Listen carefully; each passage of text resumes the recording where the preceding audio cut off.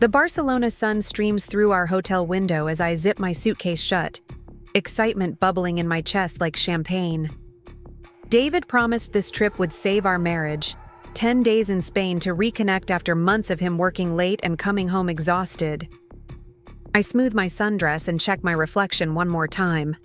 At 28, I still feel like that college girl who fell in love with his confident smile and ambitious dreams. Maybe we can find our way back to each other here, away from the stress of Denver life and his demanding job at the financial firm. Before we jump back in, tell us where you're tuning in from, and if this story touches you, make sure you're subscribed, because tomorrow, I've saved something extra special. For you! The lobby marble feels cool under my sandals as I wheel my suitcase toward the front desk.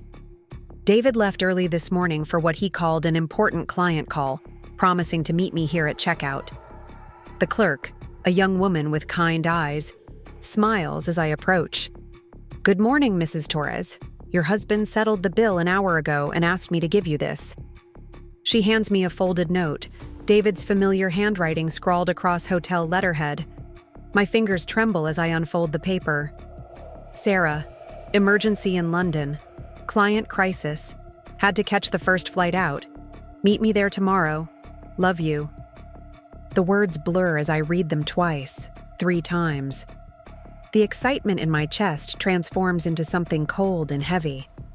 He left without saying goodbye, without even waking me up.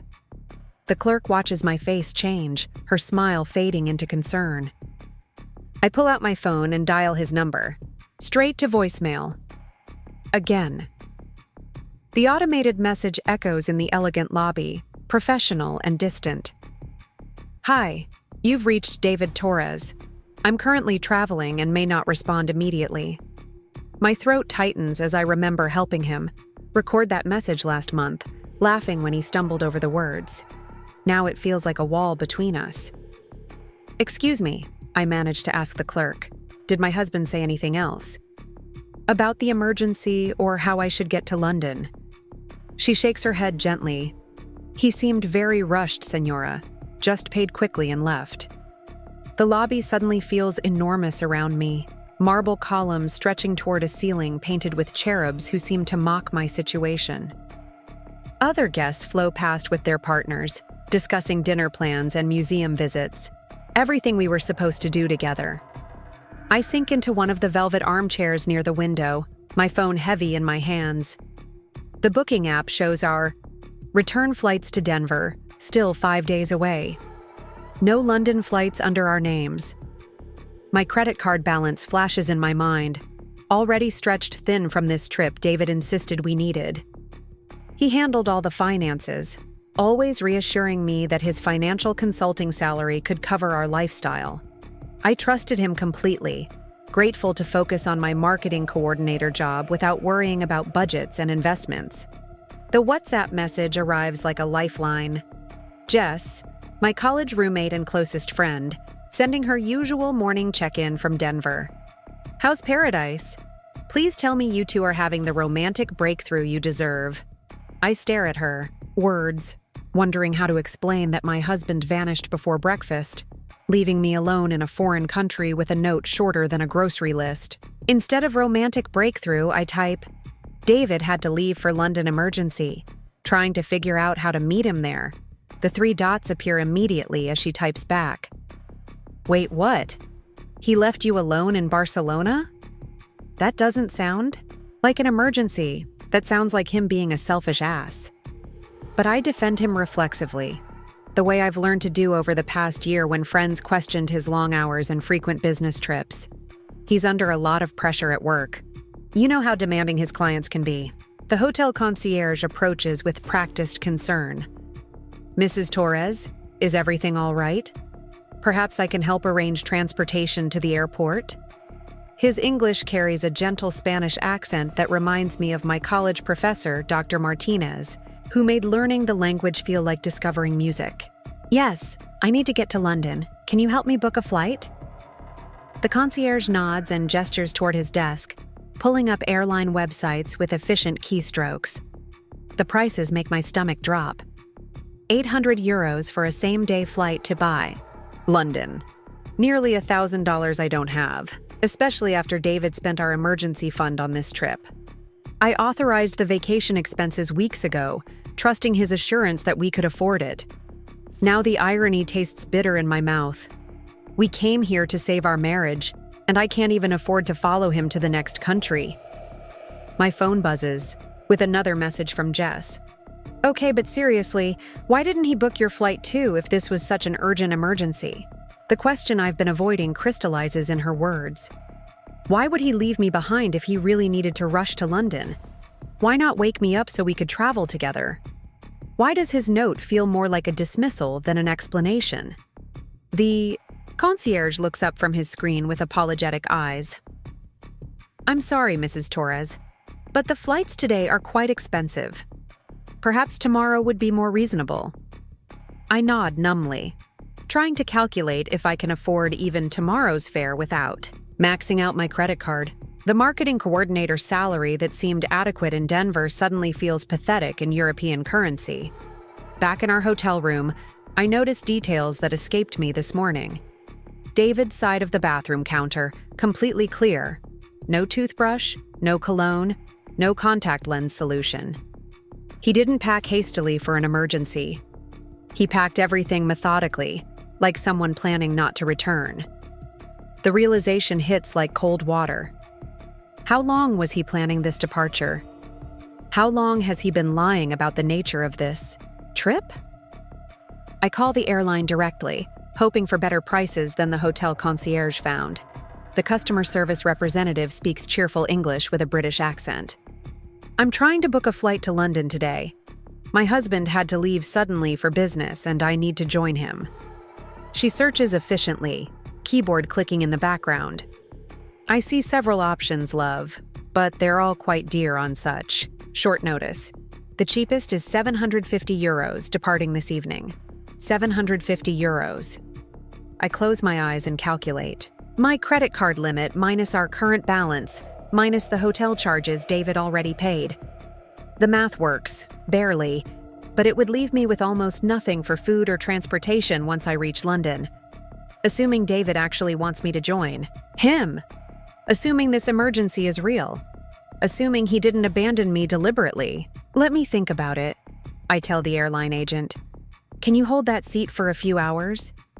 She agrees kindly, probably hearing the uncertainty in my voice. I end the call and stare at my reflection in the hotel room mirror. When did I become this person? This woman who second-guesses her husband's every move, who can't afford to follow him across Europe, who feels like a burden rather than a partner. The Barcelona afternoon stretches ahead of me like a question mark. David and I were supposed to visit Park Güell today, take selfies in front of Gaudi's colorful mosaics, share tapas at that restaurant he researched online. Instead, I'm alone with a city I don't know and a husband who might not want me to find him.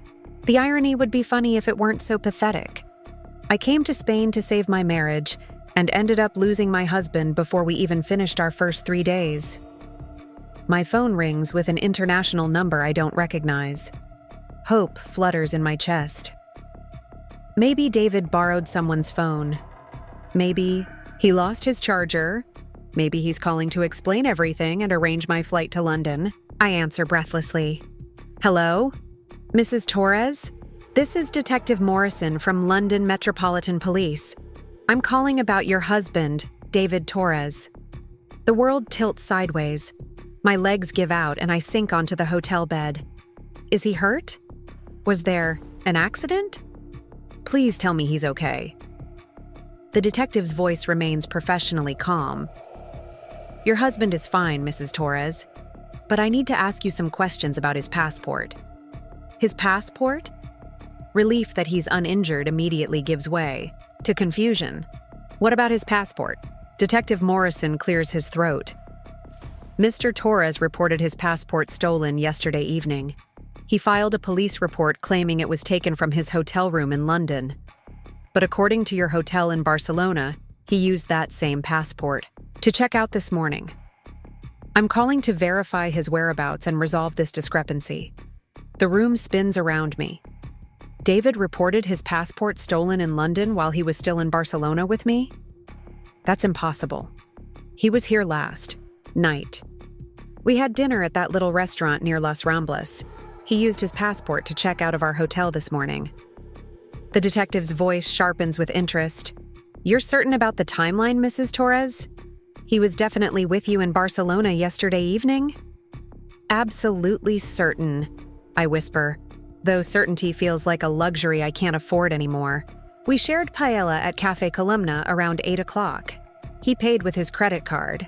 The receipt is probably still in his wallet.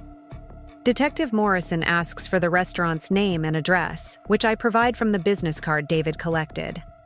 This is very helpful, Mrs. Torres. It appears your husband may have filed a fraudulent police report. Insurance fraud is a serious crime in the UK. Insurance fraud. The words echo in my head as Detective Morrison explains that David claimed his passport was stolen to collect money from his travel insurance policy.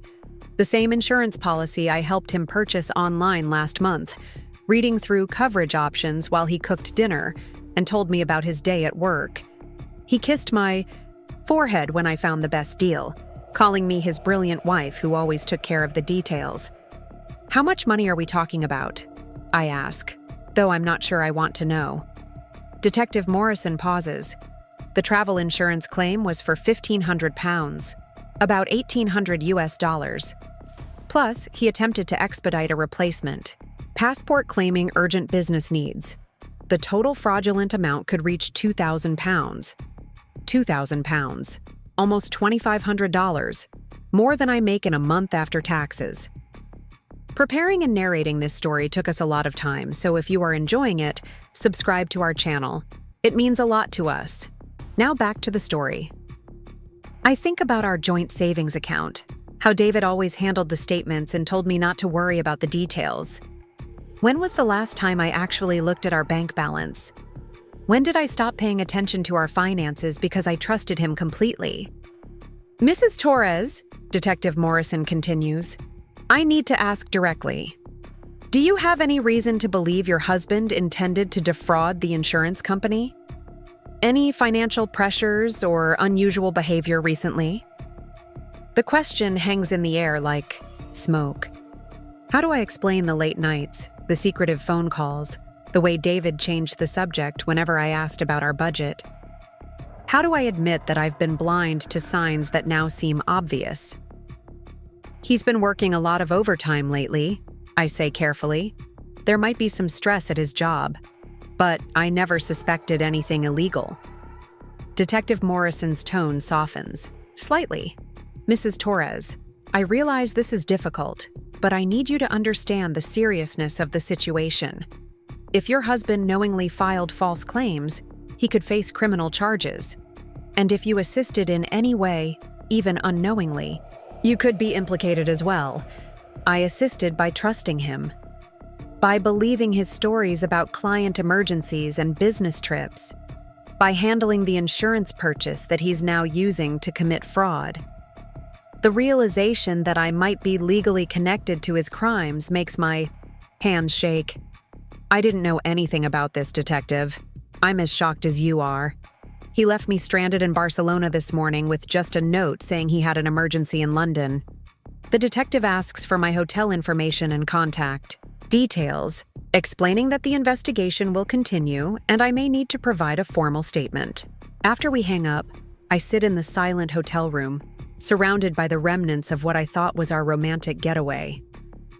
David's coffee cup from yesterday morning still sits on the nightstand, lipstick stains from my kisses still visible on the rim, evidence of the illusion I was living. My phone buzzes with a text from an unknown Spanish number. Hola, you left this at Café Columna last night. I have your earring. Come by when you can. Maria. I touch my left earlobe and realize one of my silver hoops is missing. The earrings David gave me for our second anniversary, calling them a small token of his love. Now, even that gesture feels tainted by the knowledge of what he was planning. The walk to Café Columna gives me time to think, though thinking feels dangerous right now. Every step takes me further from the fantasy version of my marriage, and closer to a reality I'm not sure I can handle. The afternoon sun that seemed so promising this morning now feels harsh and exposing. Barcelona bustles around me with life, an energy I can't access, conversations in Spanish and Catalan flowing past like water around a stone. Maria, the cafe owner, greets me with warm eyes and my missing earring. "You looked so happy last night," she says in accented English. "Your husband, he loves you very much, yes?" The question pierces me unexpectedly. How do I explain that the man who kissed me goodnight 12 hours ago is now under investigation for insurance fraud? How do I admit that I don't know anything about the person I married? "Yes," I managed to say, accepting the earring with trembling fingers. "Thank you for keeping it safe."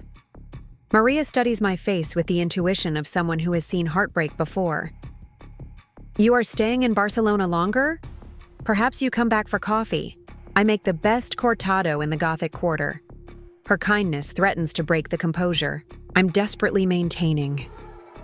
"Maybe," I whisper. "I might be staying longer than planned." The walk back to the hotel passes in a blur of narrow medieval streets and ancient stone walls.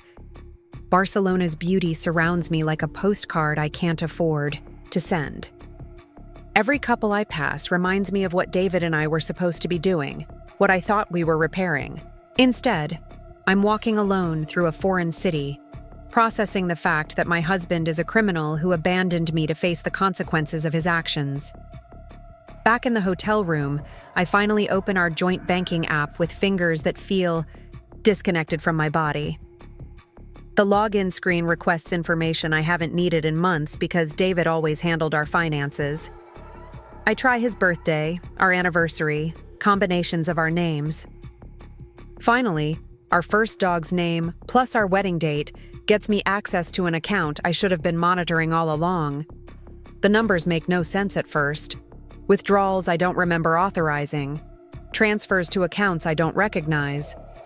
Our savings account, which I thought held several $1,000s for emergencies, shows a balance of $347.12. $300 left from years of careful budgeting and shared financial goals. Money I thought was securing our future has vanished into transactions I never approved. My hands shake as I scroll through months of David's financial activity. Cash advances from credit cards I didn't know we had. Payments to something called Atlantic Gaming Solutions. Wire transfers to offshore accounts with names like Caribbean Financial Holdings. The pattern becomes clear, even though I don't want to see it. David has been gambling our money away while lying to my face about our financial security. The hotel room phone rings with a harsh electronic sound that makes me jump. "Mrs. Torres, this is the front desk. You have a visitor, a woman asking for you." She says her name is Dr. Elena Vasquez from the university. I don't know anyone at any university, but the prospect of human contact pulls me from the wreckage of our bank account. "Send her up, please." Dr. Elena Vasquez appears at my door like an answer to a prayer I didn't know I was praying. A woman in her 50s with silver-streaked hair and intelligent eyes behind wire-rimmed glasses. She speaks with the authority of someone accustomed to solving problems. "Mrs. Torres, I heard about your situation from Maria at Cafe Columna. She is my neighbor and told me you might need some assistance. May I come in?" I gesture her into the hotel room, grateful for any human connection that doesn't involve police, detectives, or insurance fraud. Dr. Vasquez surveys the space with academic efficiency, taking in my scattered belongings and the obvious signs of distress. "I teach international business at Universidad de Barcelona," she explains. "I specialize in helping people navigate complex situations in foreign countries. Maria thought you might benefit from some practical guidance." The kindness of strangers threatens to overwhelm me. How do I explain that my husband committed insurance fraud and left me stranded with no money and no plan? How do I admit that I was so naive I never saw any warning signs? Dr. Vasquez settles into the hotel room's single chair with the patience of someone who has heard difficult stories before. Why don't you start from the beginning? She suggests gently. The words pour out like water through a broken dam. David's sudden departure, the detective's phone call, the fraudulent passport report, the empty bank accounts, the evidence of gambling, debts I never knew existed. Dr. Vasquez listens without judgment, occasionally asking clarifying questions with the precision of someone trained to analyze complex problems. When I finish, she sits quietly for a moment, processing everything. I've told her. Mrs. Torres, she says finally, you are dealing with what we call economic abuse. Your husband has systematically controlled your access to financial information while using your resources for illegal activities. This is not your fault, and you are not responsible for his crimes. The validation in her words makes something tight in my chest begin to loosen. For the first time since this morning, I don't feel like I'm drowning. Dr. Vasquez pulls out a notebook and begins writing with practiced efficiency. First, we need to secure your immediate needs: food, accommodation, transportation. You cannot return to Denver until you have legal advice about your potential involvement in your husband's insurance fraud. Second, we need to document everything you've discovered today: the timeline, the financial records, your conversation with the detective. Third, we need to protect whatever assets you can access before your husband realizes you know the truth. The practical steps feel like life rafts in an ocean of confusion. Can you help me with all of that? I ask, hardly daring to hope that someone might actually be willing to guide me through this nightmare. Dr. Vasquez smiles with the warmth of someone who has dedicated her career to helping people navigate impossible situations. Mrs. Torres, you are not the first woman to discover that her husband has been living a double life, and you will not be the last to rebuild something beautiful from the ashes of his deception. Her confidence inspires something I haven't felt since David walked out this morning. Maybe hope, maybe determination, maybe just the simple recognition that I don't have to face this alone. Barcelona suddenly feels less like a foreign country where I'm stranded and more like a place where I might actually figure out how to move forward. The Gothic Quarter's ancient stones have witnessed centuries of human drama. Perhaps they can witness my transformation too. As the afternoon sun slants through the hotel window, painting everything in golden light, I realize this might be the most important conversation of my life. Not because it will save my marriage, but because it might save me. My fingers fly across the phone screen as I dial David's office number in Denver, praying someone can explain what's happening. The international calling rates will probably cost me $20 I can't spare, but desperation makes financial caution irrelevant. The phone rings endlessly before switching to the automated directory. Press 1 for sales, press 2 for accounting, press 3 for David Torres in client relations. The receptionist's voice sounds artificially cheerful when she finally answers. Torres Financial Consulting. This is Rebecca speaking. How may I direct your call? My words tumble out, in a rush. Hi, Rebecca. This is Sarah Torres, David's wife. I'm trying to reach him urgently. He's supposed to be handling a client emergency in London, but I can't get through to his cell phone.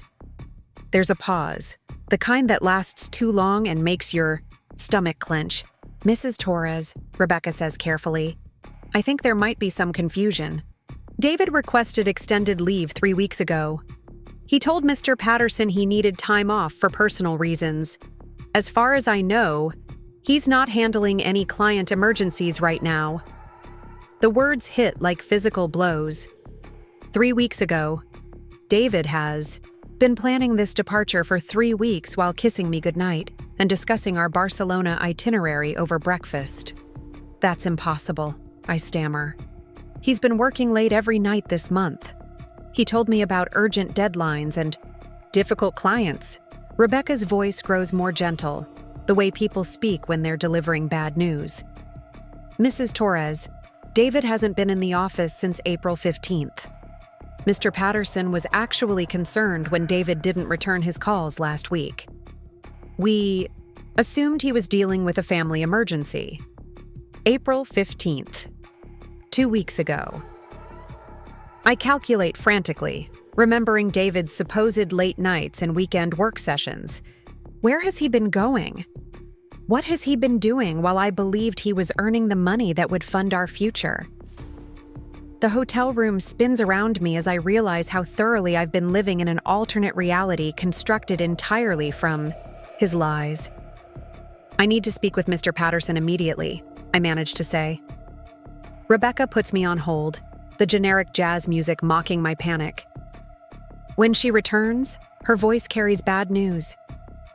I'm sorry, Mrs. Torres, but Mr. Patterson is in meetings all afternoon. I can have him call you back tomorrow morning. Tomorrow morning feels like a lifetime away, but I give her my Spanish cell phone number and hang up with shaking hands. Dr. Vasquez watches me process this new information with the patience of someone trained to handle crisis situations. Your husband has been lying about his employment status for weeks, she observes clinically. This suggests premeditation rather than sudden emergency. The academic precision of her assessment somehow makes it easier to absorb. David didn't leave, me stranded by accident. He planned this abandonment while pretending to plan our romantic reconciliation. My phone buzzes with a text from Jess in Denver. Any luck reaching David? This whole situation is giving me bad vibes. I stare at her message, wondering how to explain that my husband hasn't been employed for 2 weeks while continuing to leave the house every morning in his business suits. How do I admit that I never questioned his routine because I trusted him completely?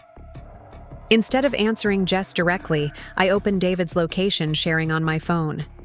We enabled it last year during a hiking trip when cell service was spotty, and we wanted to keep track of each other.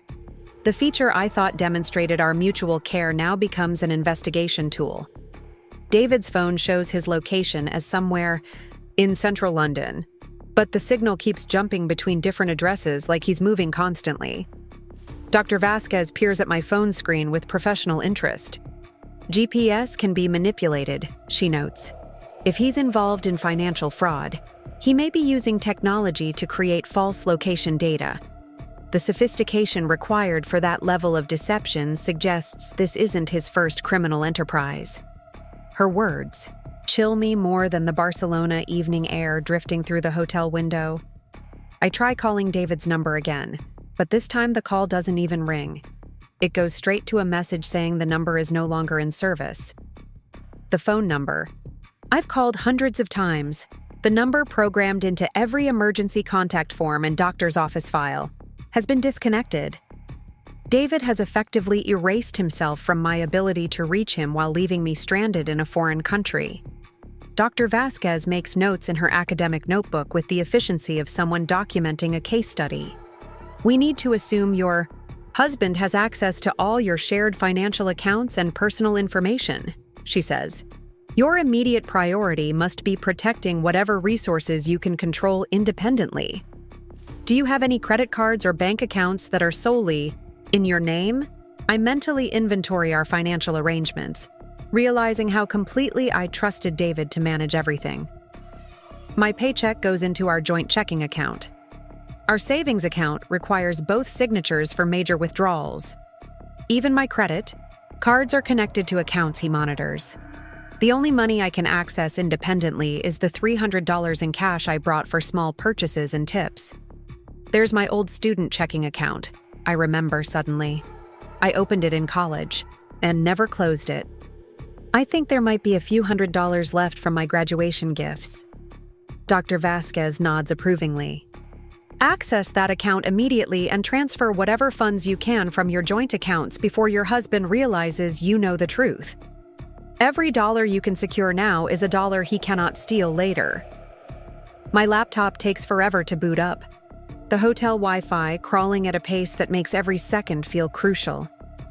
The banking website loads with agonizing slowness while I pray David hasn't already emptied our accounts completely. When I finally log into our joint checking, the balance shows $823. Not enough to fly home, but enough to survive in Barcelona for a few weeks if I'm careful.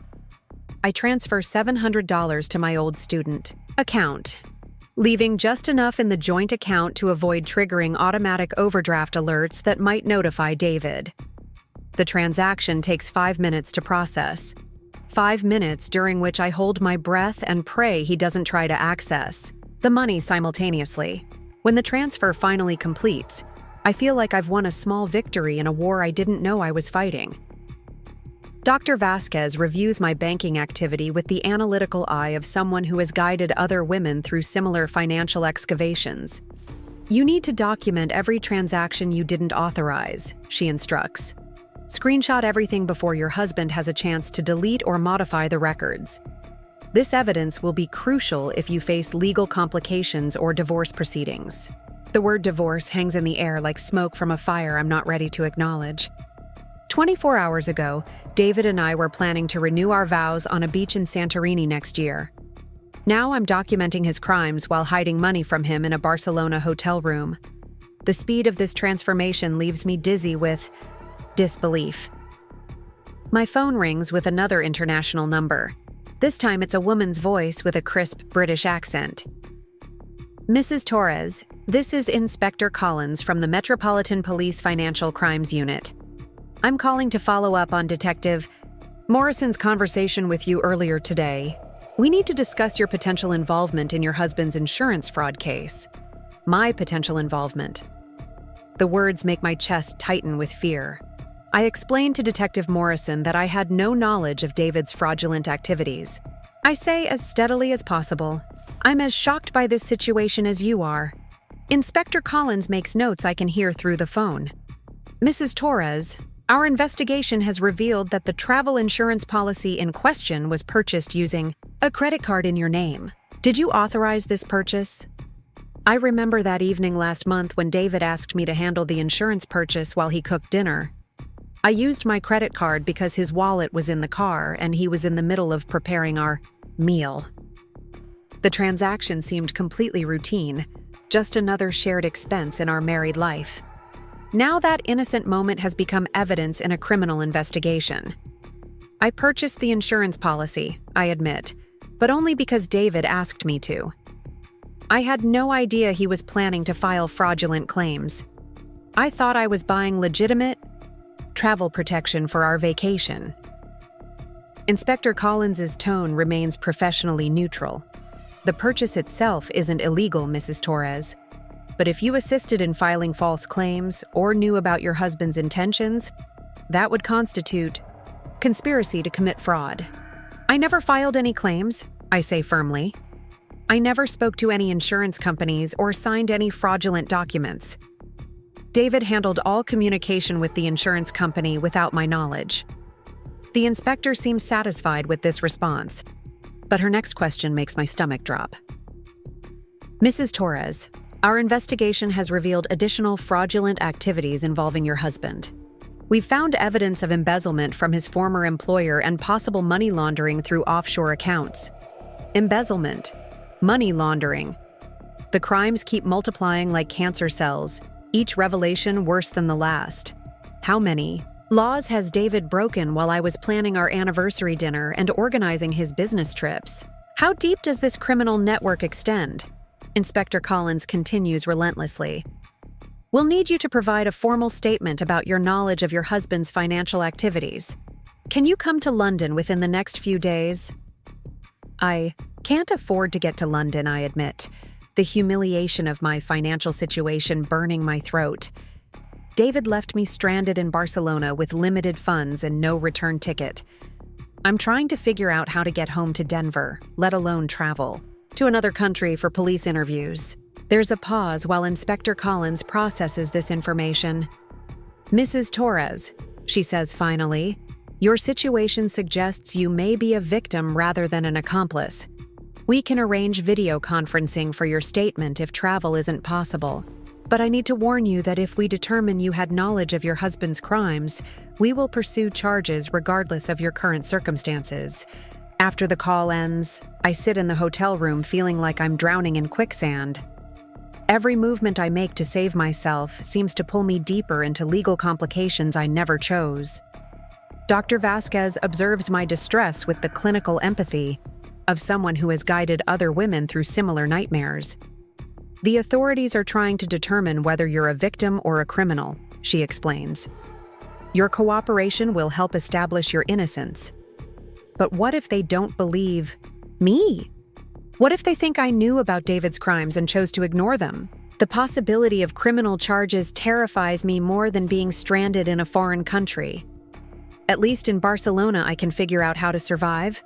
In prison, I would have no control over anything.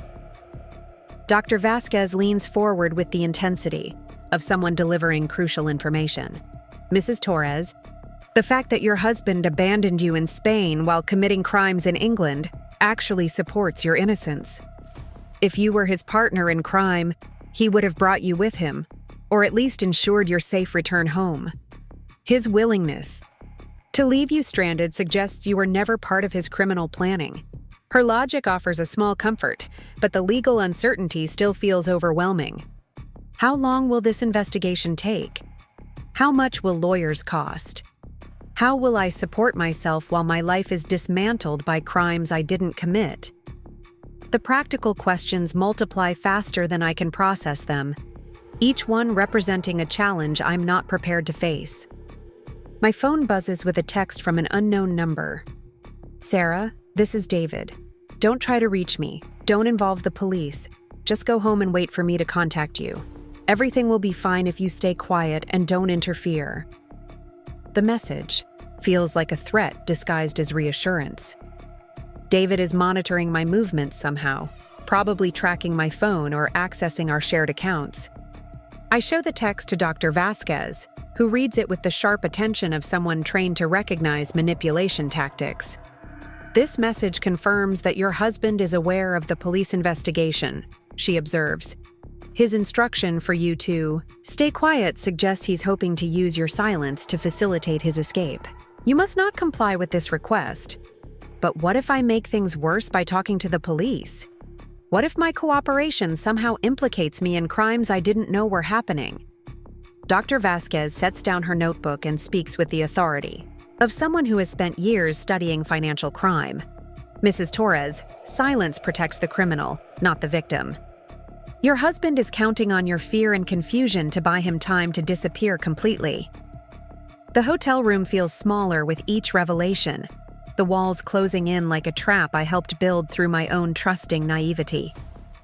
Outside the window, Barcelona continues its evening rhythm, couples sharing dinner on restaurant terraces, families strolling through the Gothic quarter, tourists taking selfies in front of ancient churches. Normal people living normal lives while mine implodes in real time. Dr. Vasquez gathers her belongings with the efficiency of someone accustomed to crisis management. I'm going to connect you with a colleague who specializes in international legal situations, she says. Professor Martinez works with the American consulate to assist U.S. citizens facing legal complications in Spain. He can help ensure your rights are protected during this investigation. The prospect of another expert helper gives me hope, but I can't stop thinking about the mounting costs of legal assistance. How will I pay for lawyers when I have $700 to my name and no income? Dr. Vasquez seems to read my thoughts. Professor Martinez provides pro bono services for women in crisis situations, she explains. He understands that victims of financial abuse rarely have resources to pay for legal defense. As she prepares to leave, Dr. Vasquez pauses at the hotel room door with the demeanor of someone delivering a crucial message. Mrs. Torres, your husband didn't just steal money from insurance companies and employers. He stole years of your life by making you live in an illusion while he planned his escape. Don't let him steal your future by convincing you to remain silent about his crimes. Her words echo in the empty hotel room after she leaves. Years of my life, stolen through elaborate lies and careful manipulation. Every business trip that was actually a gambling expedition. Every late night at the office that was really time spent planning financial fraud. Every reassurance about our secure future while he systematically destroyed our financial foundation. I open my laptop and begin documenting everything I can remember about David's behavior over the past few months. The unexplained cash withdrawals he claimed were for client entertainment. The business calls he took in private, claiming confidentiality requirements. The new credit cards that arrived in the mail, which he said were for business expenses. Each memory now carries the weight of evidence rather than the comfort of trust. The documentation process takes hours, my fingers cramping as I type detailed timelines and financial observations. By the time I finish, the hotel room service menu looks like luxury I can't afford. $700 must last until I can figure out how to get home or find income in Barcelona. Every decision now carries financial consequences I never had to consider when David handled our money. I text Jess with a carefully edited version of my situation. David left unexpectedly for London business emergency. Having trouble reaching. Him and figuring out travel logistics. May need to stay in Barcelona longer than planned. The lies feel necessary to protect both of us from legal complications I don't fully understand. Her response comes immediately. That's so weird. Why wouldn't he make sure you could reach him or follow him to London? Do you need money for flights? I can send some cash through Western Union. Her offer of financial help brings tears to my eyes, but I can't accept money under false pretenses. I'm fine for now, I reply. Just working through the logistics. We'll keep you posted. The evening. Light fades to darkness outside my hotel window. Barcelona's street lamps creating pools of warm light in the medieval streets below. Somewhere in this beautiful city, other people are ending their days with satisfaction and peace. I'm ending mine with the knowledge that my entire adult life has been built on lies, and that my husband is a criminal who abandoned me to face the consequences of his choices. But I'm not facing them alone anymore. Dr. Vasquez and her network of professionals offer hope that I can navigate this nightmare without losing everything. The legal consultation tomorrow will help me understand my rights and options. The financial documentation will protect me from false accusations. Most importantly, I'm no longer operating from the naive trust that made me vulnerable to David's manipulation. As I prepare for bed in a hotel room I may not be able to afford much longer, I realize that today marked the end of my marriage and the beginning of something I haven't been in years. Independent. The thought terrifies and exhilarates me in equal measure. Part 3. The terrible truth emerges. The morning light streaming through my hotel window feels different today. Harsh and exposing rather than romantic and promising. I've been awake since 4 a.m., reviewing the financial documents Dr. Vasquez helped me compile yesterday. Each transaction David made without my knowledge represents another layer of deception I was too trusting to notice. The pattern becomes clearer and more devastating with every entry I examine. Professor Martinez arrives at 9 a.m. sharp, carrying a leather briefcase and the confident demeanor of someone who has guided American citizens through international legal crises before. He's younger than I expected, maybe 40, with kind eyes behind wire-rimmed glasses and the patient manner of someone trained to deliver complex information to people in shock. Dr. Vasquez was right to connect us, he says after introducing himself. Your situation requires immediate legal guidance. We spread the financial documents across the hotel room's small table like evidence in a crime scene, which I suppose they are. Professor Martinez examines each statement and transaction record with the methodical attention of someone trained to spot criminal patterns.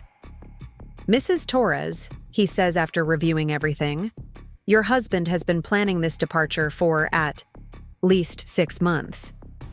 These gambling transactions date back to October of last year. October.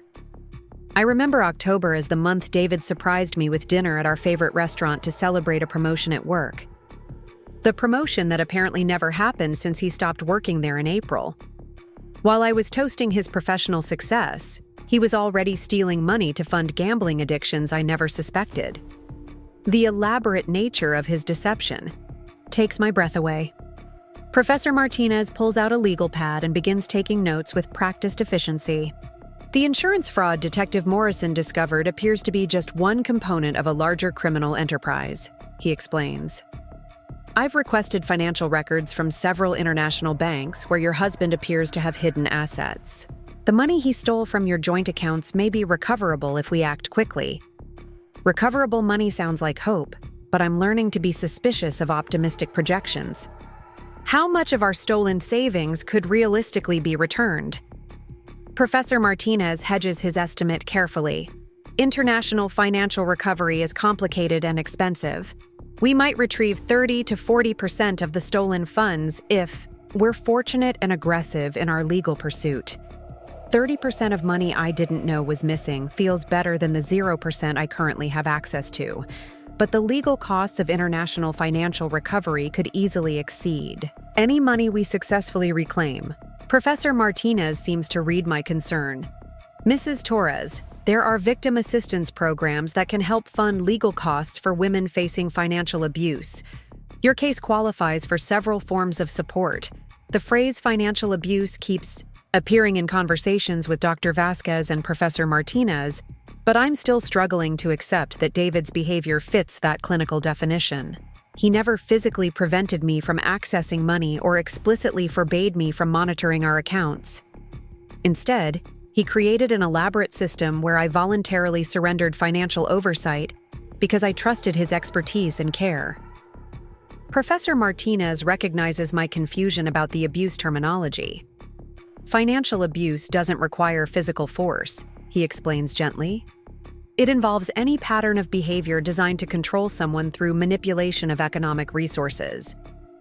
Your husband isolated you from financial decision-making while using your assets for criminal activities. That constitutes economic abuse, regardless of whether you initially consented to his management. His explanation helps me understand why I feel so disoriented and helpless. David didn't just steal money. He stole my financial autonomy by convincing me I didn't need to pay attention to our economic situation. Every time he reassured me not to worry about budgets or investments, he was systematically removing my ability to protect myself from his criminal behavior.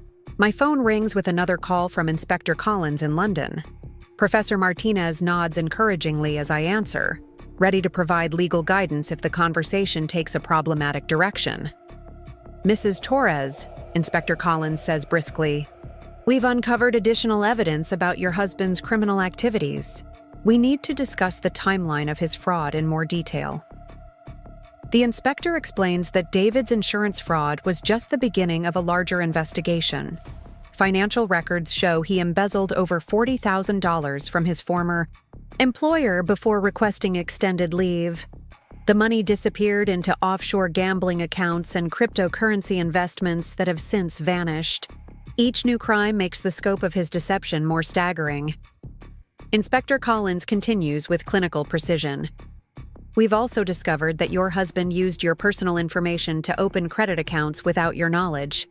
There are 3 credit cards in your name with balances totaling $18,000. Did you authorize the opening of these accounts or the accumulation of this debt?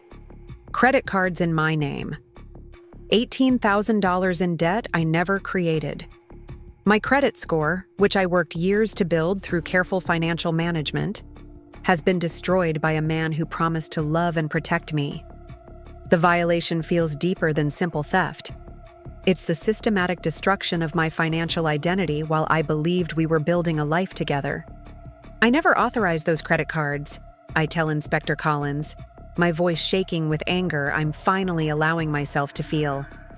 I had no knowledge of any debt accumulation beyond our normal household expenses. Professor Martinez makes encouraging gestures, reminding me that my ignorance of these crimes supports my innocence rather than implicating me in David's criminal behavior. Inspector Collins asks detailed questions about David's access to my personal information, questions that force me to confront how completely I trusted him with every aspect of my identity. He had access to my social security number for tax preparation.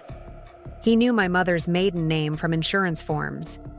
He could answer security questions about my childhood because we shared those stories during years of marriage that I thought were building intimacy. Every piece of personal information I shared with David as an expression of love and trust became a tool he used to commit identity theft. The romantic conversations where I told him about my first pet's name and my elementary School best friend were actually opportunities for him to gather data for fraudulent account applications. The realization makes me feel physically sick. Professor Martinez intervenes when Inspector Collins begins asking about my knowledge of David's gambling activities. My client has already explained that she had no awareness of her husband's criminal behavior, he states firmly. She's been fully cooperative with your investigation and has provided extensive documentation supporting her innocence. Further interrogation along these lines could constitute harassment of a crime victim. After the call ends, I sit in stunned silence while Professor Martinez reviews the notes he took during the conversation.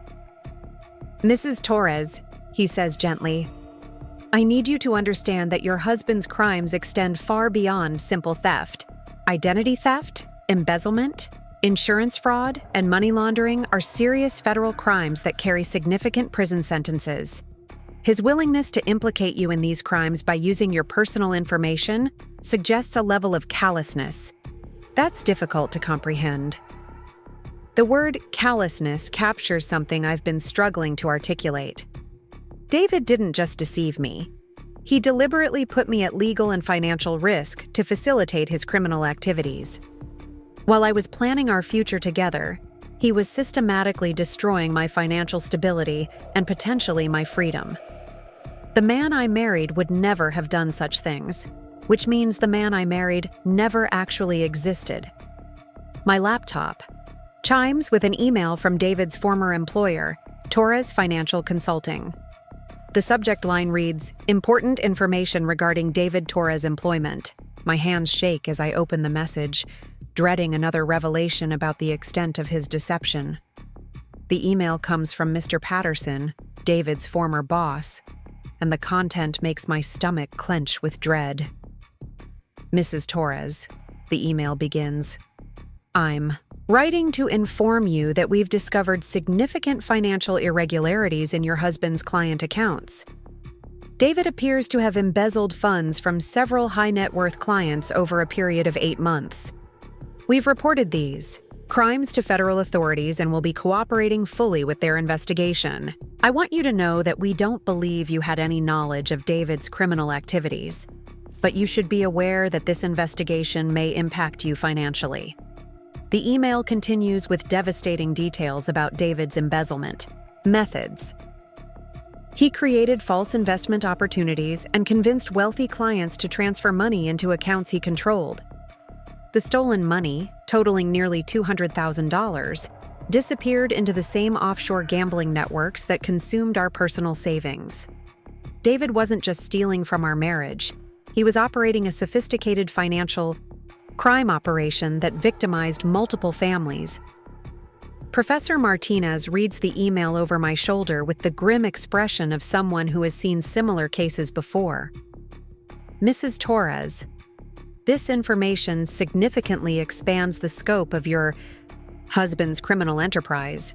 The federal authorities will now be investigating multiple counts of wire fraud, money laundering, and investment fraud.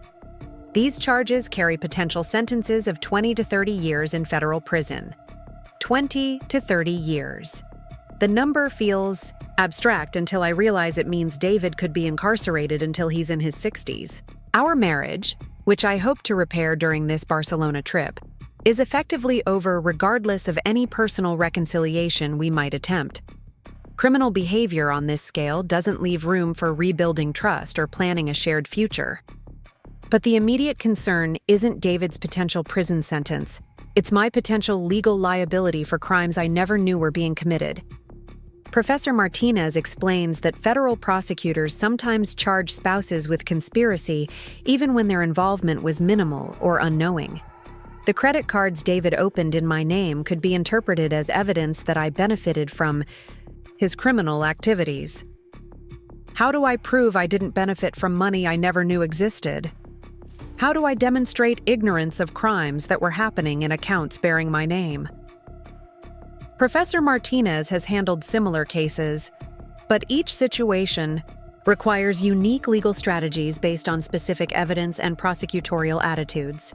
My innocence, while factually true, must be legally demonstrated through documentation and testimony.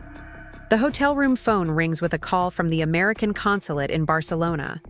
The voice belongs to a woman named Catherine Wong, who explains that she's been contacted by federal investigators about my situation. "Mrs. Torres," she says professionally, "we understand you're an American citizen potentially involved in an international criminal investigation. The consulate can provide limited assistance with legal referrals and communication with U.S. authorities."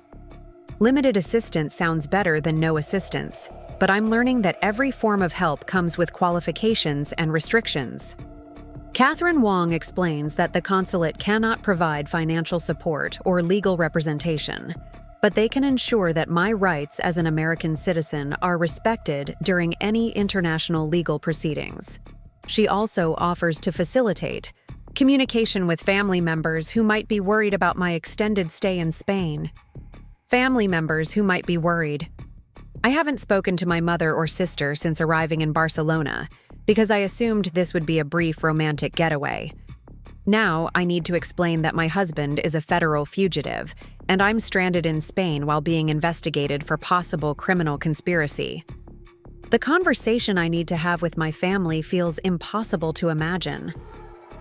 Professor Martinez suggests that I contact my family through the consulate to ensure that all communications are properly documented. If federal prosecutors interview my family members about David's behavior or our financial situation, it's important that everyone understands the legal implications of their statements. Innocent observations about our lifestyle or spending habits could be misinterpreted as evidence of my awareness of criminal activities. I draft an email to my mother and sister explaining that David had a business emergency and I'm staying in Barcelona longer than planned to handle complications. The lies feel necessary to protect them from legal entanglement while I figure out how much truth I can safely share. Professor Martinez reviews my message to ensure it doesn't contain information that could complicate my legal situation. The afternoon brings another devastating revelation when I receive a call from our mortgage company in Denver.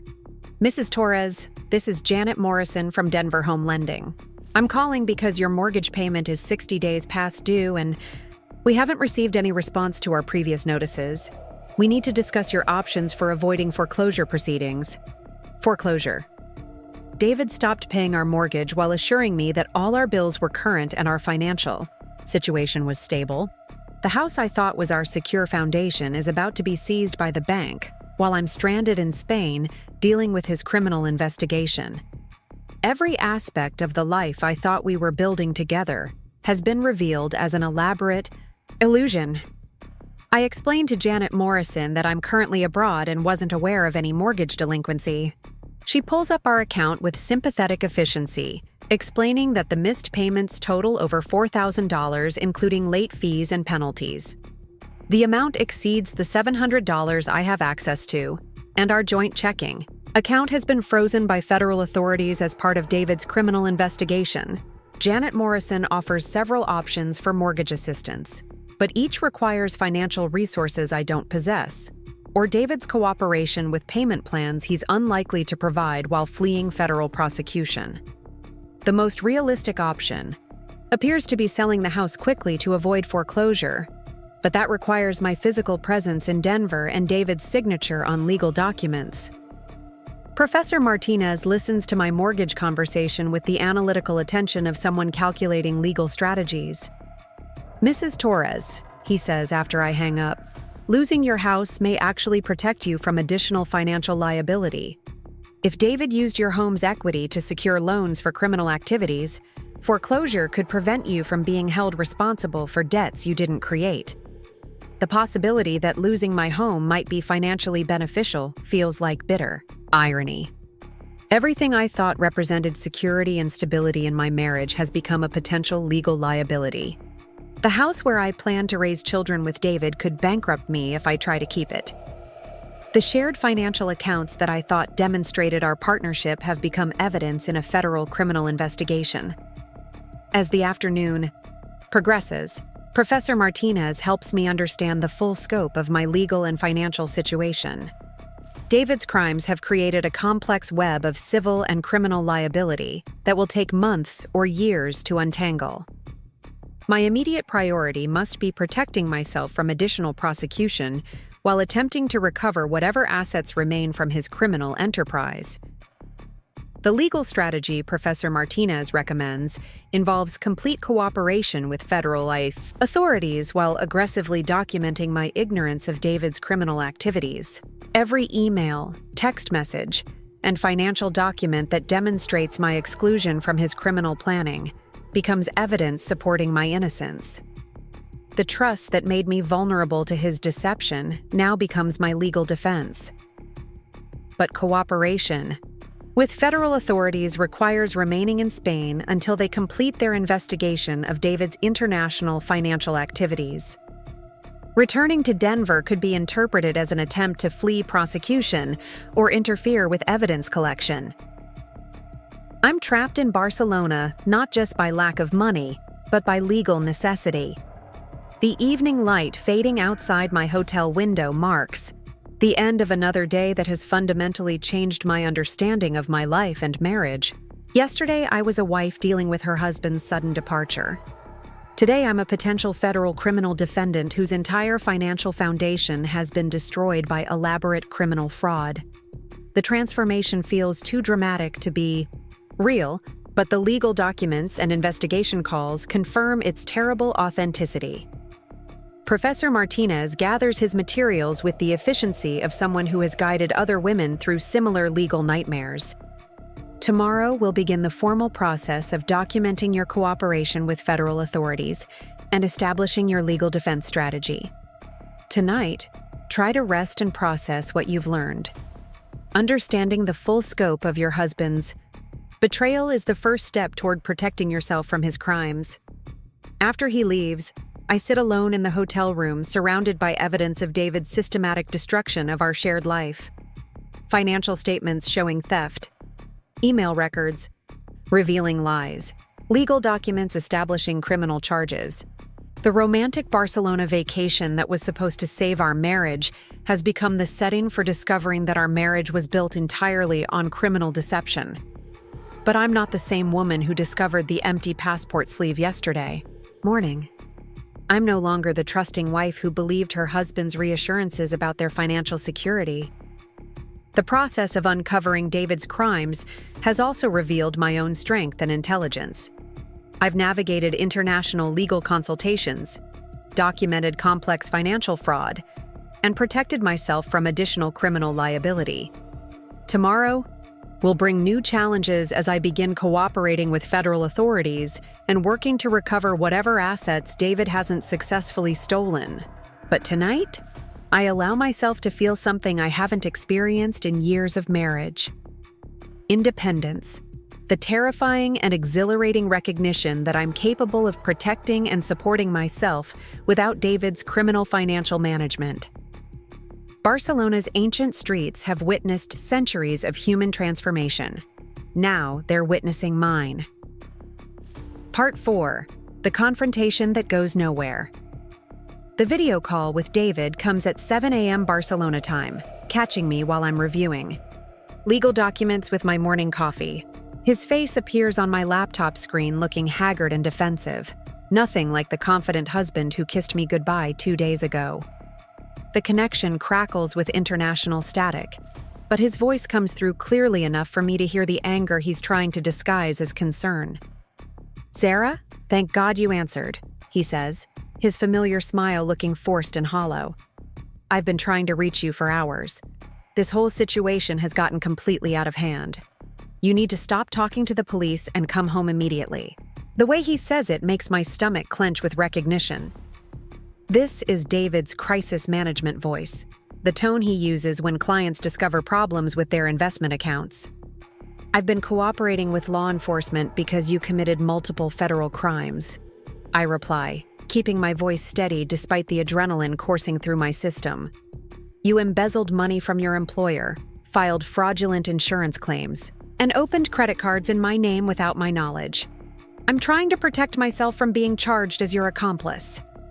David's expression shifts from fake concern to barely controlled irritation. "You're being dramatic, Sarah. These are just accounting irregularities that got blown out of proportion. I was planning to explain everything when this client emergency is resolved.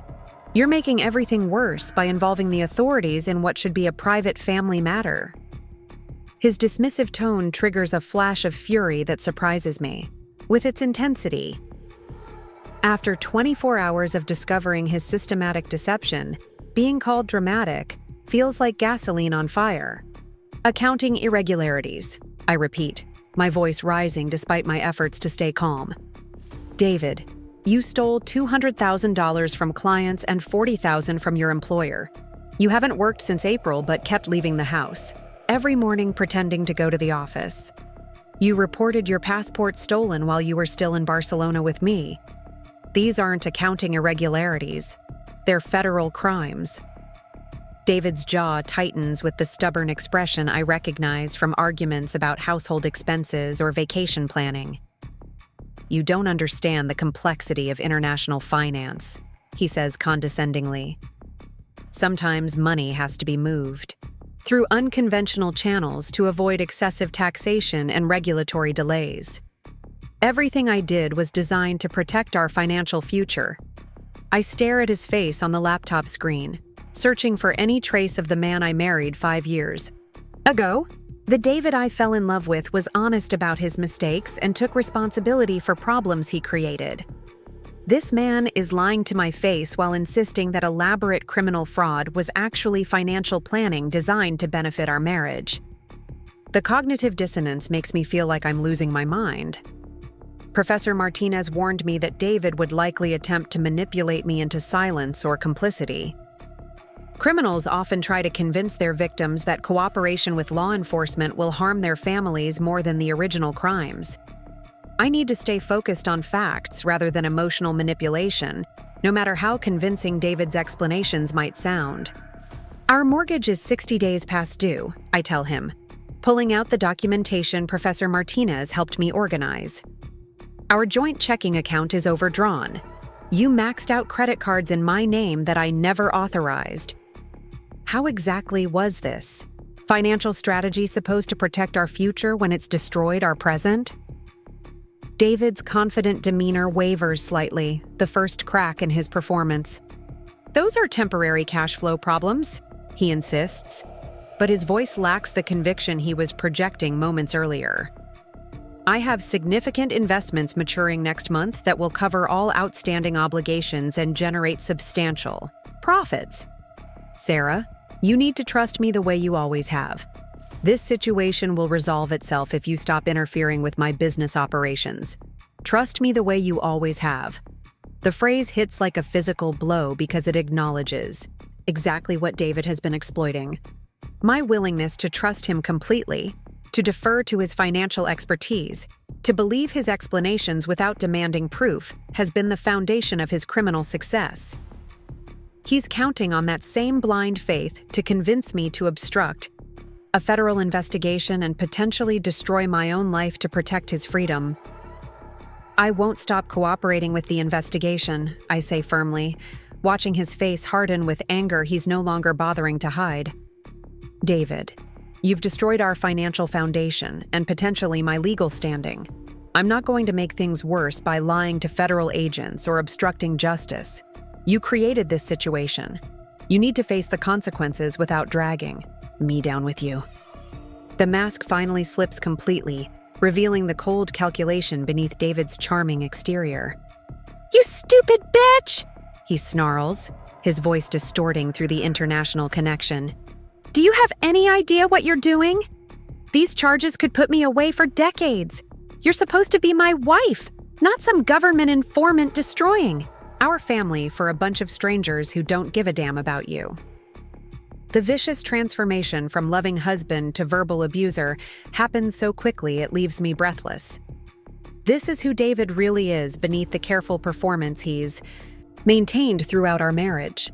The man capable of stealing hundreds of thousands of dollars while kissing me goodnight is the same man now calling me a bitch for refusing to help him escape prosecution. I'm protecting myself from your crimes, I respond, my voice shaking but determined. You chose to commit fraud and embezzlement. You chose to use my personal information for identity theft. You chose to abandon me in a foreign country while federal agents investigated your criminal enterprise. I didn't create this situation, and I won't sacrifice my freedom to help you escape accountability.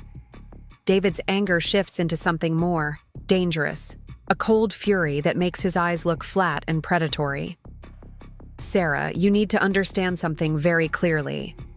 I have connections and resources you can't imagine. If you continue cooperating with law enforcement, I will make sure you regret that decision for the rest of your life. There are ways to destroy someone's reputation and credit that leave no fingerprints. The threat hangs in the digital space between us like poison gas. David is explicitly threatening to retaliate against me for cooperating with federal authorities investigating his crimes.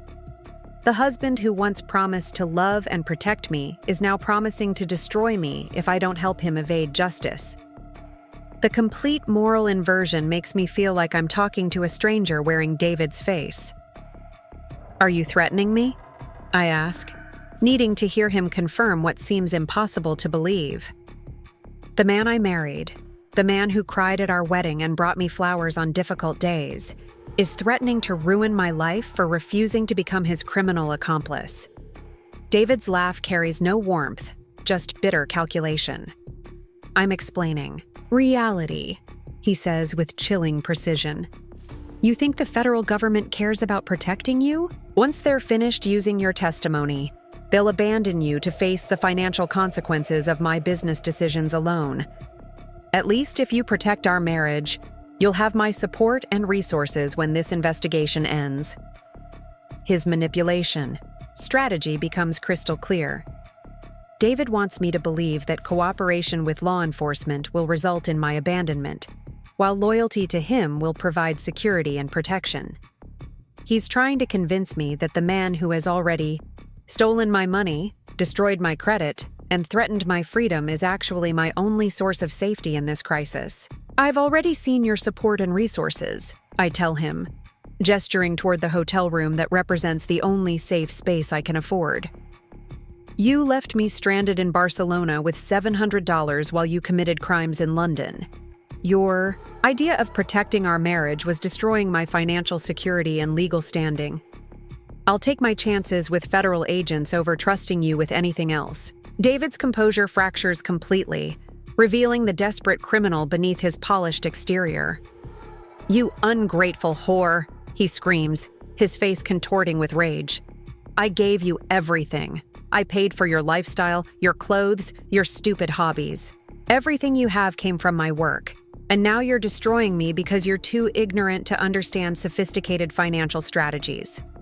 The verbal assault continues for several minutes, David unleashing years of contempt he apparently harbored while pretending to love and support me. Every kindness I thought he showed me is reframed as evidence of my dependence and inadequacy. Every financial decision I trusted him to make is presented as proof that I'm too stupid to understand adult responsibilities, but something unexpected happens during his tirade. Instead of feeling crushed by his cruelty, I feel liberated by its clarity. The loving husband I thought I was protecting by staying silent never existed. This vicious, threatening criminal has been hiding behind a performance of affection while systematically stealing from me and planning my abandonment. When David finally runs out of steam, I respond with a calmness that surprises us both. Thank you for showing me who you really are. I've been confused about whether I was protecting someone I loved or enabling someone who was exploiting me. Now I know exactly what kind of person I'm dealing with. Professor Martinez warned me that you would try manipulation before resorting to threats. Your behavior is confirming everything the legal experts predicted. The mention of legal experts makes David's eyes narrow with calculating fury. Who the hell is Professor Martinez? What lawyers are you talking to? Sarah, if you've hired attorneys to interfere with my business operations, I swear to God I will make sure you pay for every billable hour with interest. You don't have the money to fight me in court, and you sure as hell don't understand the legal implications of what you're doing. His concern about my legal representation reveals something important. David is afraid of competent legal advice reaching me because he knows his manipulation tactics won't work once I understand my rights and options. His threats about making me pay for legal fees expose his assumption that he still controls my financial resources and decision-making capacity. Professor Martinez is providing pro bono legal assistance through the university's Victim Advocacy Program, I explain, watching David's confident expression falter. I also have support from the American Consulate and victim assistance organizations that specialize in international financial crime. Your assumption that I'm helpless and isolated is as wrong as your assumption that I would protect you from federal prosecution. For the first time since the video call began, David looks genuinely worried rather than just angry. The prospect of facing federal charges without being able to manipulate or threaten me into silence apparently represents a scenario he hadn't fully considered. His criminal planning assumed my continued cooperation and silence, not my transformation into an informed adversary with professional legal support. "Sarah," he says, shifting back toward manipulation after threats failed to achieve his objectives, "you're making a terrible mistake. These lawyers and advocates don't care about you personally. They're using your situation to advance their own careers and agendas. I'm the only person who has ever truly loved you and wanted what's best for your future." The assertion that criminal, fraud, and identity theft represent love and care would be laughable if it weren't so psychologically manipulative. David is trying to redefine his exploitation as protection, his crimes as sacrifice, his abandonment as love. The gaslighting technique might have worked before I understood the scope of his deception, but now it just confirms his desperation. "Someone who loves me wouldn't steal my identity to open fraudulent credit accounts," I respond. "Someone who wants what's best for my future wouldn't destroy my credit score and legal standing to fund gambling addictions. Someone who cares about me wouldn't abandon me in a foreign country while committing federal crimes that could implicate me as an accomplice." David tries several more manipulation strategies during the remaining minutes of our conversation. He claims his criminal behavior was motivated by desire to provide me with luxury lifestyle I demanded. He insists that his fraud victims were wealthy people who could afford the losses. He promises that cooperation with his escape plan will result in financial rewards that will exceed any money recovered through legal proceedings. Each lie becomes more desperate and transparent than the last. David is throwing every manipulation technique he knows at me, hoping something will convince me to prioritize his freedom over my own legal protection. The man who once seemed sophisticated and confident now sounds like a cornered animal, making increasingly frantic attempts to avoid consequences. The video call finally ends when David realizes that neither threats nor manipulation will convince me to obstruct federal investigation. His last words carry the impotent fury of someone whose control has been permanently broken. "You'll regret this decision for the rest of your life, Sarah. When you're broken alone, remember that you chose government bureaucrats over your own husband." After the screen goes dark, I sit in the quiet hotel room processing what just happened. The man I married revealed himself to be someone I never actually knew. The loving relationship I thought we were building was actually an elaborate performance designed to facilitate financial exploitation. Everything I believed about my marriage was constructed from lies so sophisticated I never suspected their existence. But the conversation also revealed something important about my own transformation. 2 days ago, David's anger and threats would have terrified me into submission. His claims about my inadequacy and dependence would have made me doubt my own perceptions and judgment. Today, his manipulation attempts feel transparent and pathetic, rather than persuasive or intimidating. Professor Martinez warned me that confronting David directly would likely result in escalated threats and more sophisticated manipulation attempts. The video call confirmed his predictions with disturbing accuracy. David's willingness to threaten retaliation against me for cooperating with law enforcement demonstrates the callous calculation that characterizes criminal behavior. I immediately document everything David said during our conversation, typing detailed notes about his threats, lies, and manipulation attempts, Professor Martinez explained that evidence of intimidation and obstruction could be crucial for both my legal defense and David's prosecution. His threats against me for cooperating with federal authorities constitute additional federal crimes. The hotel room phone rings with a call from Inspector Collins in London. "Mrs. Torres," she says without preamble, "we've been monitoring your husband's communications as part of our investigation. We're aware that he contacted you this morning and made threats related to your cooperation with law enforcement. Are you willing to provide a statement about the content of that conversation?" The revelation that federal authorities were monitoring David's communications adds another layer of surreal complexity to my situation. My private conversation with my husband was actually evidence collection in a federal criminal investigation. The personal betrayal I experienced during our video call now becomes legal evidence supporting additional criminal charges against him.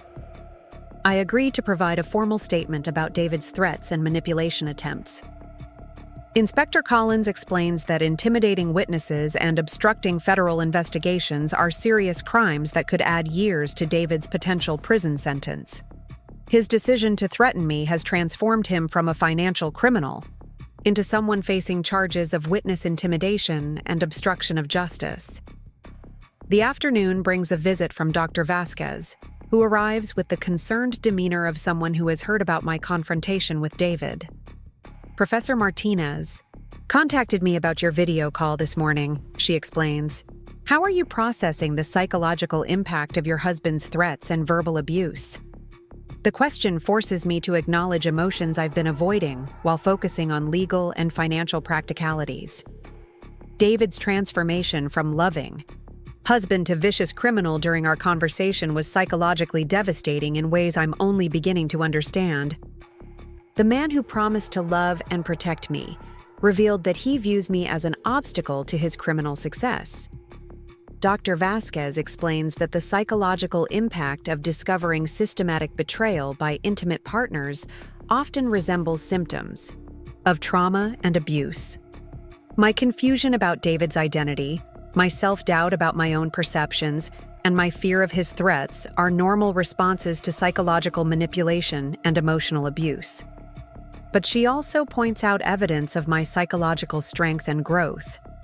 My refusal to be intimidated by David's threats, my insistence on protecting my legal interests, and my ability to recognize his manipulation attempts demonstrate resilience and intelligence that David apparently underestimated.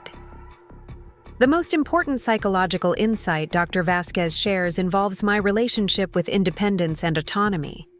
David's criminal behavior wasn't just financially exploitative. It was designed to maintain my emotional and economic dependence on him. By systematically excluding me from financial decision-making while creating the illusion of security and care, he prevented me from developing the independence that would allow me to leave or challenge him.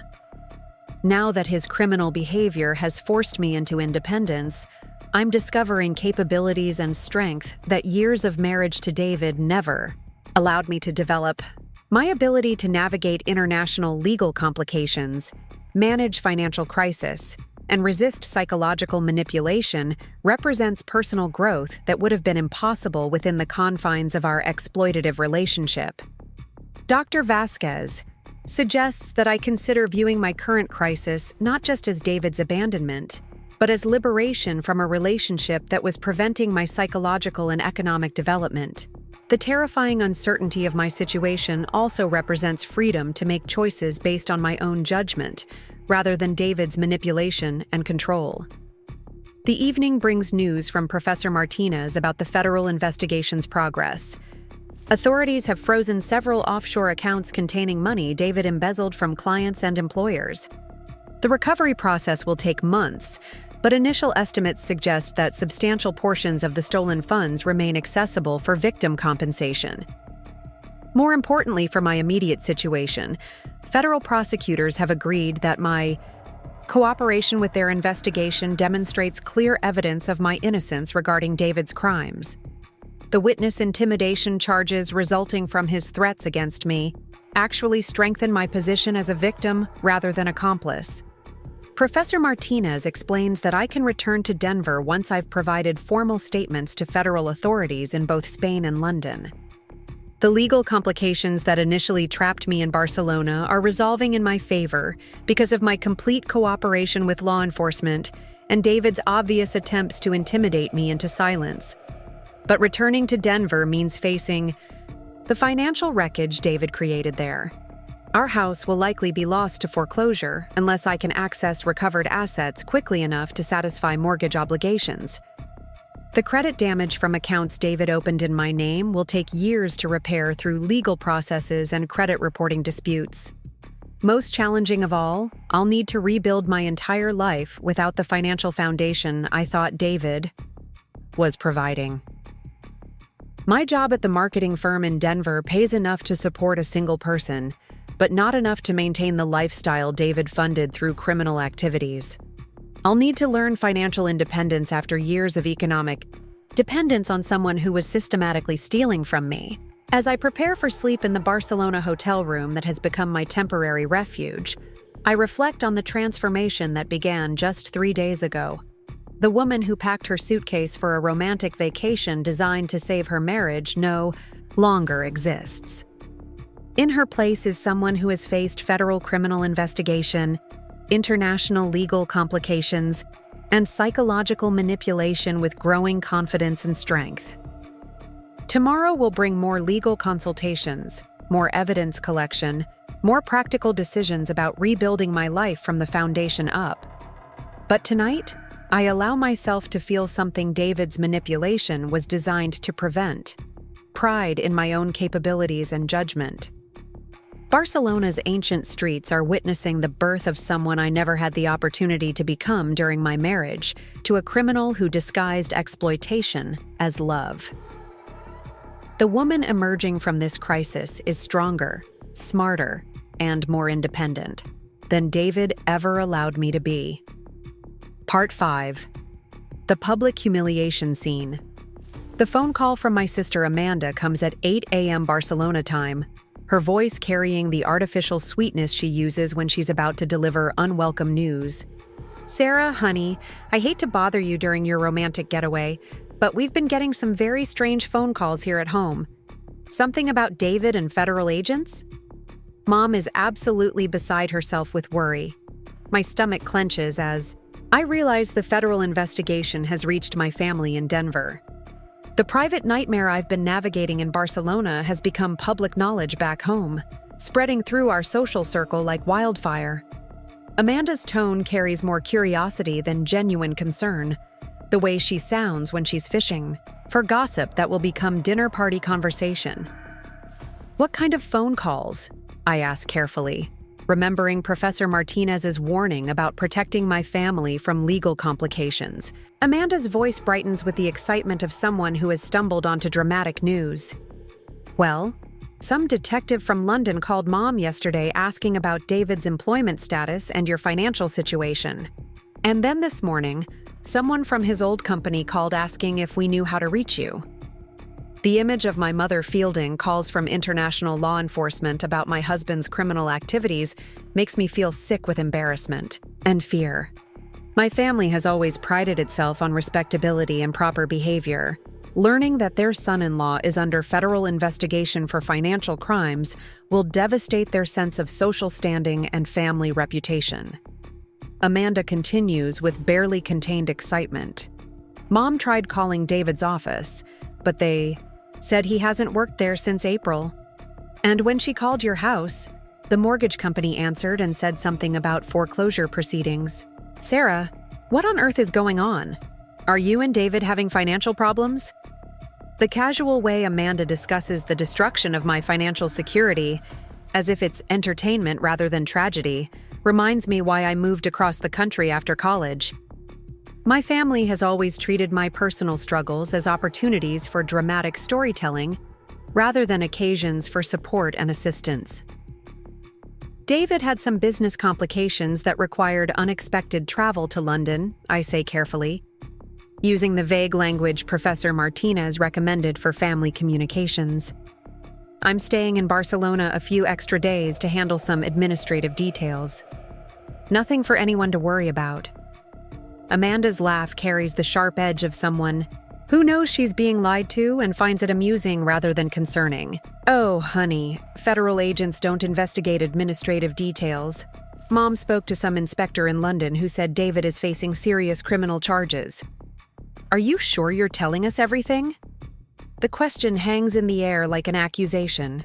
Amanda has always positioned herself as the family truth teller, the one who sees through everyone else's attempts at privacy or dignity.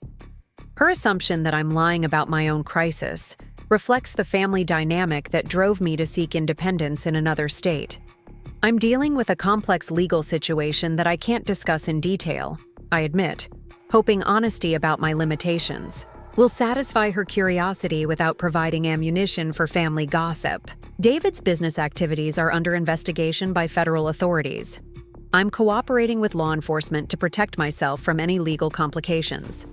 Amanda's sharp intake of breath signals that she's processing the confirmation of her worst suspicions. Criminal investigation, federal authorities, legal complications. Each phrase represents social scandal that will require careful management to maintain the family's reputation in Denver's professional community. Sarah, she says with the patronizing tone she's used since we were children, you need to come home immediately. This situation is way too complicated for you to handle alone. Mom and Dad are worried sick, and you know how stress affects Dad's blood pressure. You're being selfish by staying in Spain when your family needs to know what's happening. The accusation of selfishness for protecting myself from federal criminal charges would be laughable if it weren't so characteristic of my family's response to crisis. When problems arise, their first priority is always managing appearances and minimizing inconvenience rather than addressing actual issues or supporting affected family members. I can't come home right now because I'm cooperating with an international criminal investigation, I explain, trying to maintain patience despite Amanda's obvious lack of concern for my well-being. Federal authorities need me to remain available for additional questioning and evidence collection. This isn't a vacation I can cut short when it becomes inconvenient. Amanda's silence stretches long enough for me to wonder if the international connection has failed. When she finally responds, her voice carries the cold disappointment she reserves for family members who fail to meet her expectations. Well, I certainly hope you know what you're doing. Mom is getting calls from people at church asking about David's legal troubles. Mrs. Henderson from the choir called this morning wanting to know if it's true that you're married to a criminal. The image of church congregation members gossiping about my husband's crimes makes me want to disappear entirely. The social humiliation of being associated with David's criminal behavior will follow me for years, even after the legal complications are resolved. Every social interaction will carry the subtext of judgment about my failure to recognize or prevent my husband's criminal activities.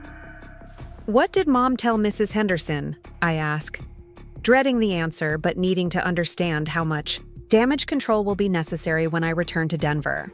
Amanda's response confirms my worst fears about my family's crisis management strategy. Mom told her that there must be some mistake, that David is a respectable financial consultant who would never be involved in anything illegal. She said you're probably just caught up in some misunderstanding that will be cleared up once the authorities realize David's true character.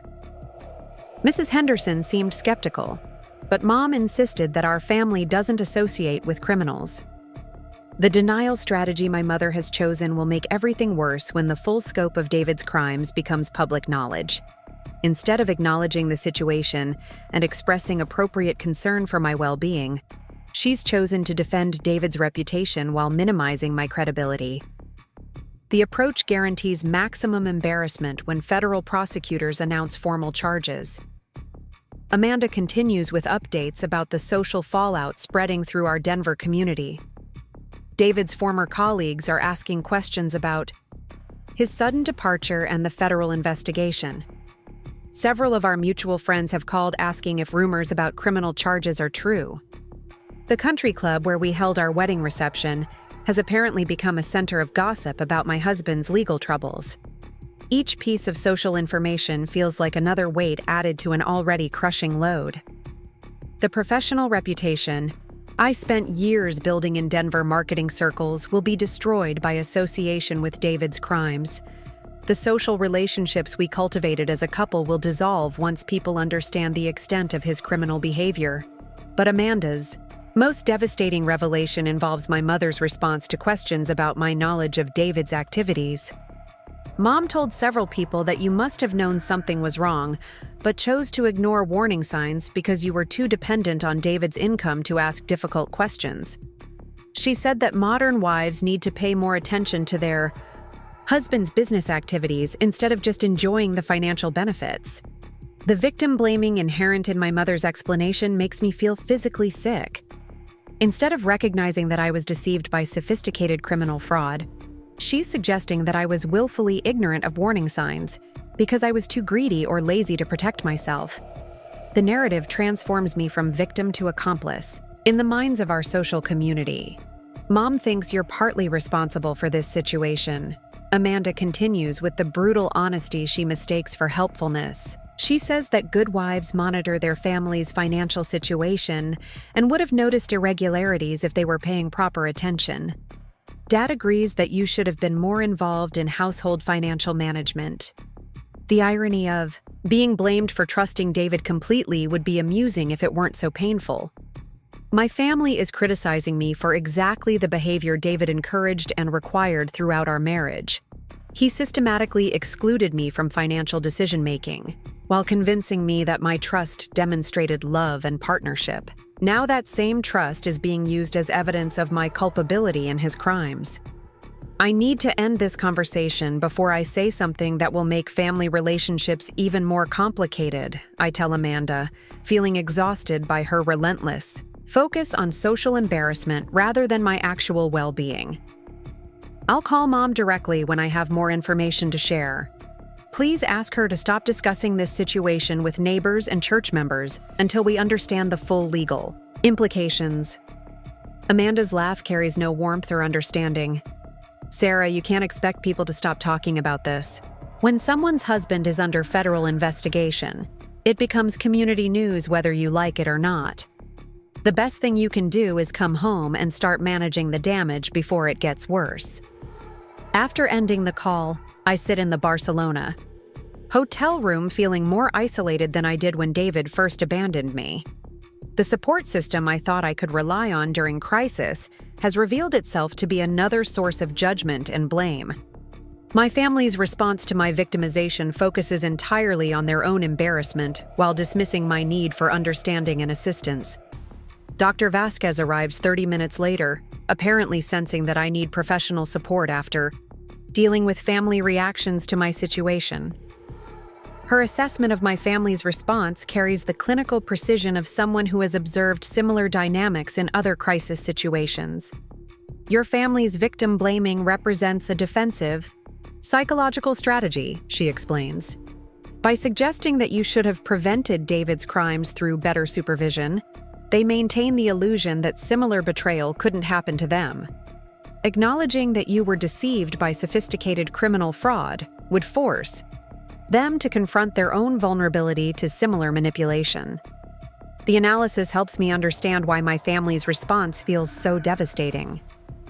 Instead of offering support during my crisis, they're protecting themselves from psychological discomfort by suggesting that I somehow deserved or enabled David's criminal behavior.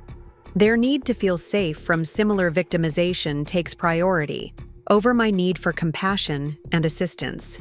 Dr. Vasquez also points out that my family's social concerns reveal important information about their values and priorities.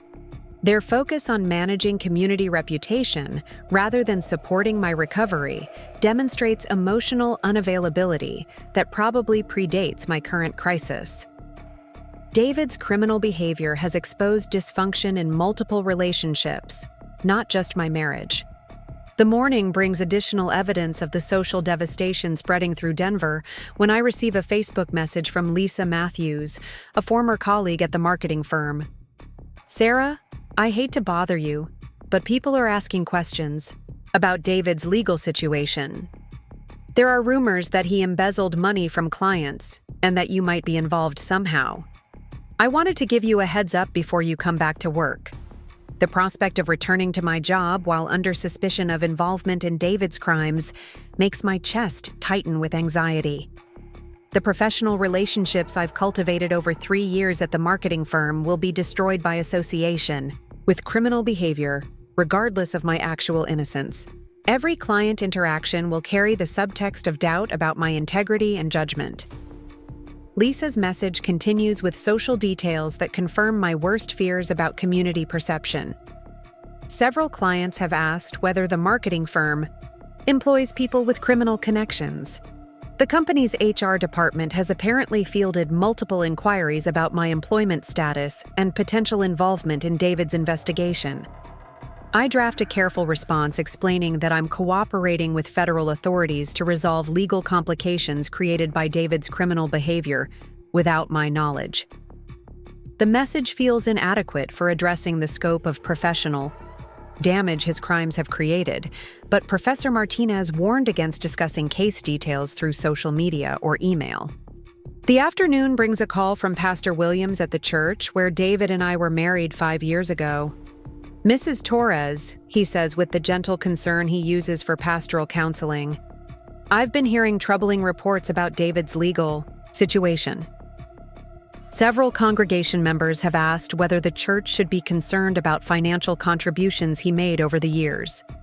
The implication that David may have donated stolen money to our church adds another layer of humiliation to an already overwhelming situation.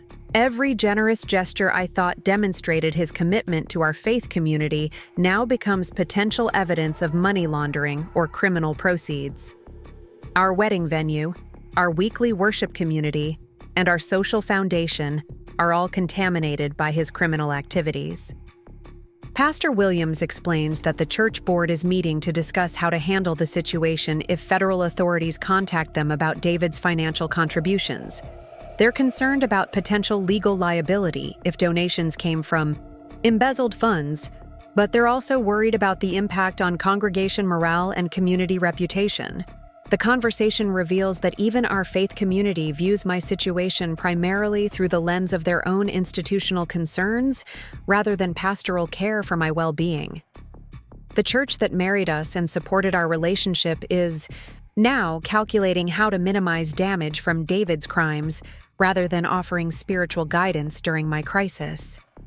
When Pastor Williams asks whether I think David's contributions to the church came from legitimate income sources, I realize I have no idea how to answer. My ignorance of David's financial activities extends to every aspect of our shared life, including charitable giving that I thought demonstrated our shared values and faith commitment. I don't know, I admit, feeling the full weight of how completely David deceived me about every financial transaction in our life together. I wasn't involved in decisions about charitable contributions any more than I was involved in other financial planning. David handled all monetary decisions while keeping me completely uninformed about the source or legitimacy of our income. Pastor Williams's silence suggests he's processing the implications of my total exclusion from financial knowledge within my marriage. The pastoral counseling training that helps him guide couples through relationship challenges apparently didn't prepare him for situations involving criminal fraud and federal investigation. The church will cooperate fully with any federal investigation, he says finally. But I want you to know that you remain welcome in our congregation, regardless of David's legal troubles. Many people are praying for you during this difficult time. His words offer some comfort, but I wonder how long congregational support will last once the full scope of David's crimes becomes public knowledge.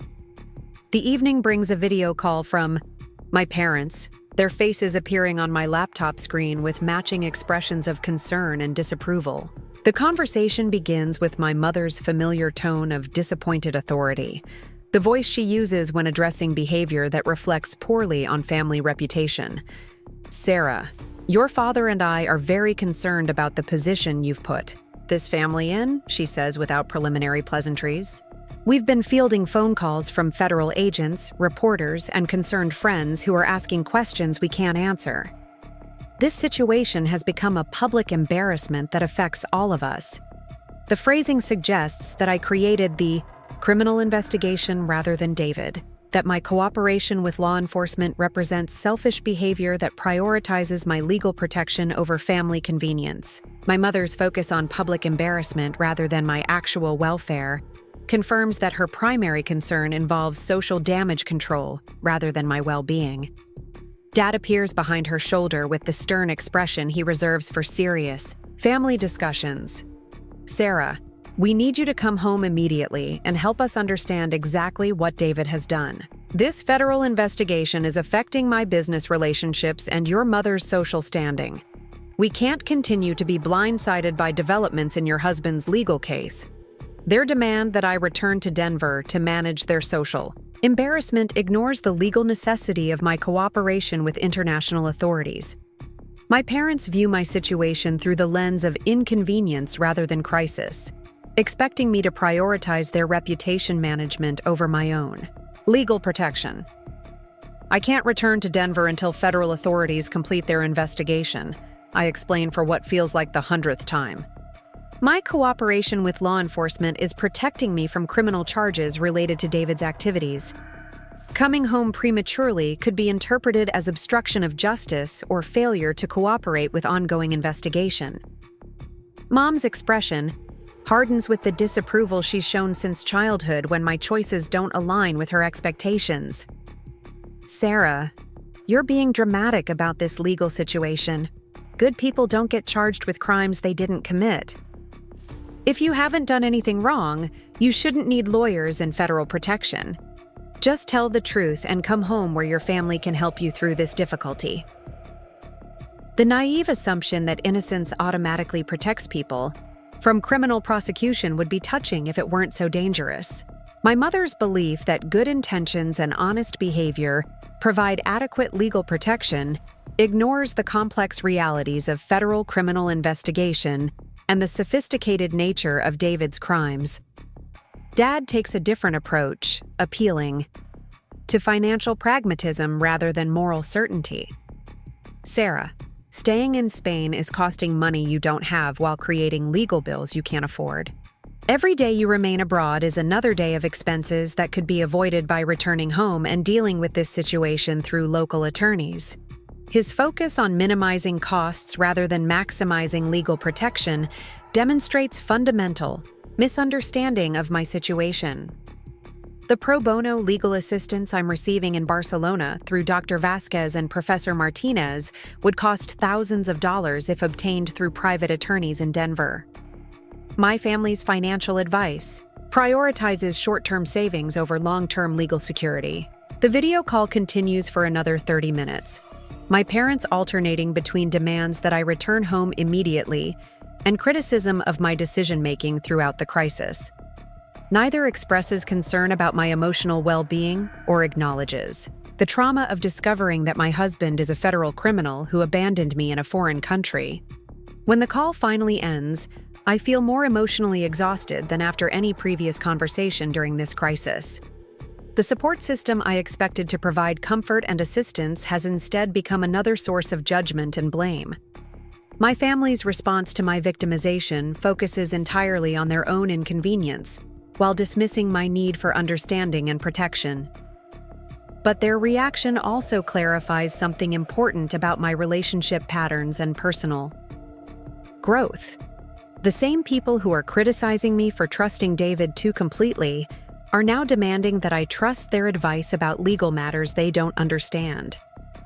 The family dynamics that made me vulnerable to David's manipulation are still operating even in the midst of crisis created by that manipulation. Dr. Vasquez warned me that family responses to domestic abuse and financial exploitation often reveal dysfunctional communication patterns that predate the immediate crisis. My family's victim-blaming and self-centered reaction to my situation demonstrates emotional unavailability that probably contributed to my vulnerability to David's psychological manipulation. As I prepare for sleep in the Barcelona hotel room, that has become my sanctuary from both David's crimes and my family's judgment, I realize that my transformation involves more than just recovering from financial fraud. I'm also learning to recognize and resist manipulation tactics that I've been accepting from multiple relationships throughout my adult life. The woman who believed that love required complete trust and financial dependence is learning to value independence and self-protection. The person who prioritized others' comfort over her own welfare is discovering that healthy relationships require mutual respect and support rather than one-sided sacrifice. Barcelona's ancient stones are witnessing the birth of someone who will never again confuse exploitation with love or manipulation with care. Tomorrow will bring new challenges, but tonight I rest in the knowledge that I'm finally learning to distinguish between people who support my growth and people who profit from my vulnerability. Up next, you've got 2 more standout stories right on your screen. If this one hit the mark, you won't want to pass these up. Just click and check them out.